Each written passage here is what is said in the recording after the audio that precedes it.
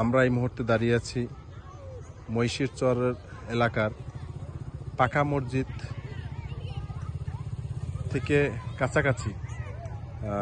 জায়গাটা নদী ঠিক পাশে, হাঁটার যে ফুটওভার রোডটা রয়েছে এখানের পাশ দিয়েই যে নদীর যে বেরি বাঁধ, এই বাঁধটা এখন ভাঙন দেখা যাচ্ছে, ভাঙনের সৃষ্টি হচ্ছে।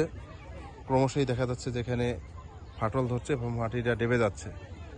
এই জায়গাটাকে এখন এই মুহূর্তে যদি রিপেয়ারিং করে দেয় শুকনো মৌসুমে, আশা করি খুব অল্প খরচে এবং অল্প কাজের মাধ্যমেই এটাকে ক্ষতিগ্রস্ত হবে না। আর যদি না করা হয় তাহলে ভবিষ্যতে এখানে একটা ক্ষতিগ্রস্ত হওয়ার সম্ভাবনা আছে।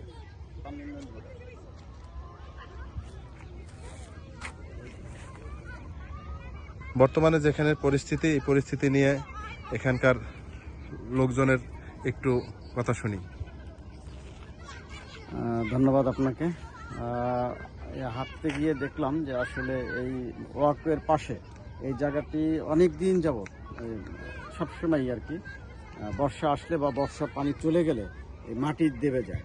এই যদি এটাকে রিপেয়ারিং করা না হয় তাহলে যে কোনো মুহূর্তে এই ওয়াকওয়েটা নষ্ট হয়ে যেতে পারে।